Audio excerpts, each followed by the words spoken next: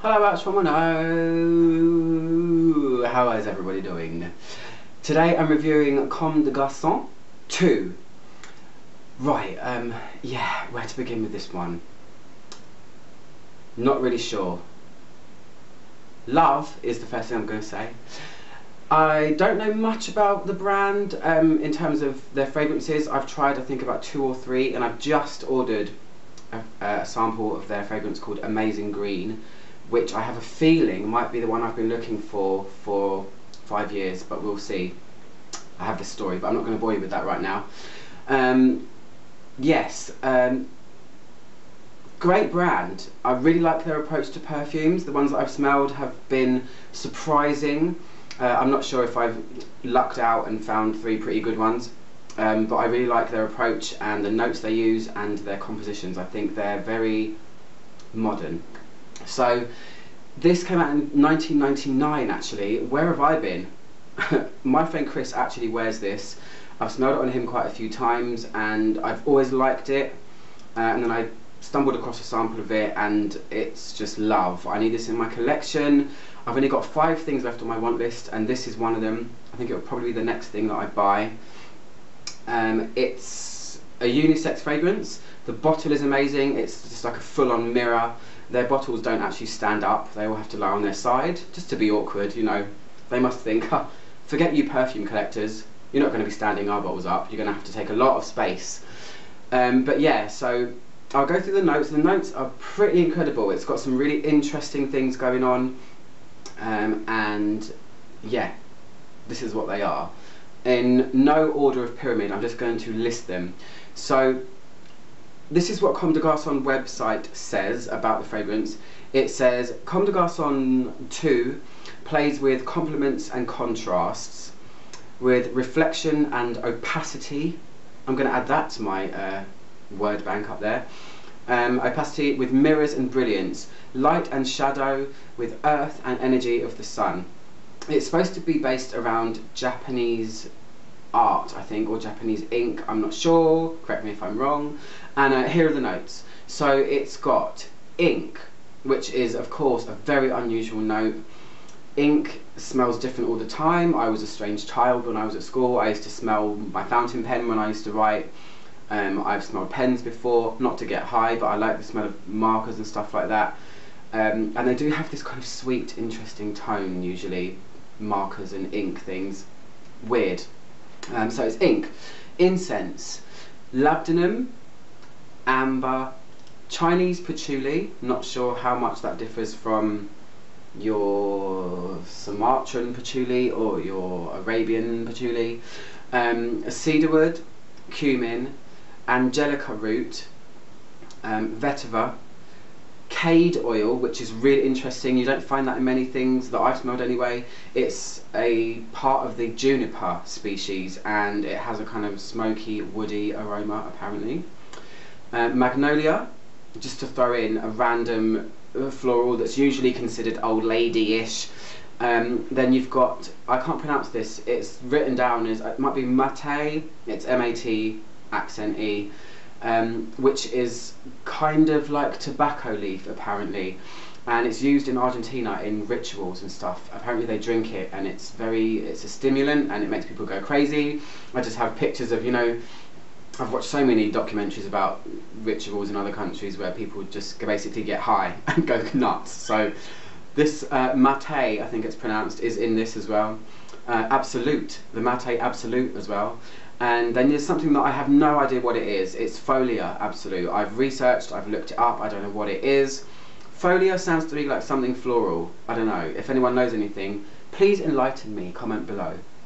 So, yeah, let's spray it. Honestly, this is just, I'm in love with it, basically.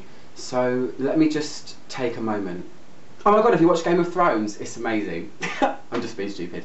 Anyway, this is, I'm not going to lie, this one kind of stumps me. It's very difficult to describe, but the first thing I'll say about it and what strikes me about it is how contemporary and modern this composition is. This might sound weird, but it feels like the future of perfumery for me. It's listing the notes to you guys and telling you what things smell like and what's in it and stuff, sometimes it can be just moot. I don't know. Sometimes it doesn't really matter what's in it, because when you do this, it's an entirely different story. This is something where it's so simplistic but stunning at the same time, and I think it's an absolute winner for that reason alone. I don't think it's trying too hard. I think whoever made this is a genius, because I've never smelled anything like it, but I know that I need it in my life. So like I said, modern, contemporary, it's got a metallic tang to it. The only way I would say it's inky is because sometimes, like I said, ink has a kind of sweet, weird tone to it, but I don't really feel like it's inky.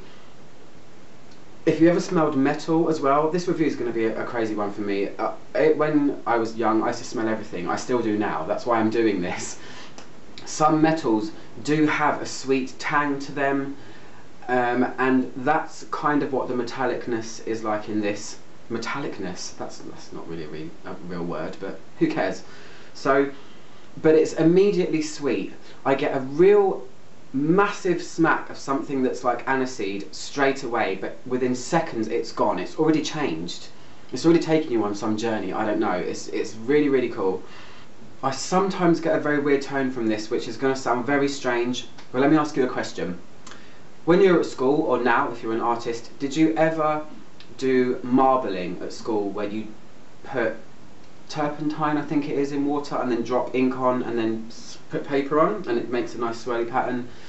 The smell of turpentine, it's in fragrances, they're called terpenes, and this has that, like, it's almost verging on something like syrupy petrol kind of smell. Weird, I know, but this is a weird fragrance, like I said. I sometimes get that from it, and that's one of the biggest plus points because it's unusual. It doesn't smell like petrol, but a very sweetened chemical. Weird. It's overall kind of very sweet and smooth, and it's not sweet from the usual things that you would get in a fragrance that make things sweet, like rose or vanilla or benzoin. It's sweet on an entirely different level and coming from a different angle. It's like it's coming from the left. I don't know what it is, but it feels light and it feels sweet and playful to me. When Chris walks past me and when I smell it like this on my hand, it's sweet and playful, and it's almost sexy in a way that is not usually sexy as well, which is why I say it's contemporary. Sexy, you know, for a fragrance, people tend to go towards something musky or sensual and dark and woody, and this is sexy while being really, really light. It's sexy to me, I don't know, sexy to you might be different, but to me this is, it evokes something in me, and that's weird, and fragrances don't always do that, but when they do, that's when you know it goes on your want list. So the spiciness of this, I want to talk about it. Let me just itch my eye there because got an itch. There's a lot of things in here that are very spicy. Cumin, patchouli is spicy, you've got incense that can be spicy, cade is like juniper. Juniper has a very light spice to it as well, and while it's got all of those things in it, the spiciness in this is so understated and blends right in that it's barely noticeable. It's when you do this, you can feel a tiny bit of spice in it. It's kind of like Dolce Vita by Christian Dior, not smell-wise, but the way that the spice in that is kind of understated. It's very cleverly done, and that is another plus point to it. Very hard to describe, I'm not going to lie. I'm going to have to go and watch some other guys on YouTube that have reviewed this because it's a bit of a stumper, I'm not going to lie. It's that unique that it's hard to describe, but I know that I want it. Amazing. Incense I don't really get at all, and I'm going to have to give you a bad point as well. It doesn't last the longest on me, which is such a shame, and also I don't feel like it really projects too far. When my friend Chris wears it, I'm going to reference it again.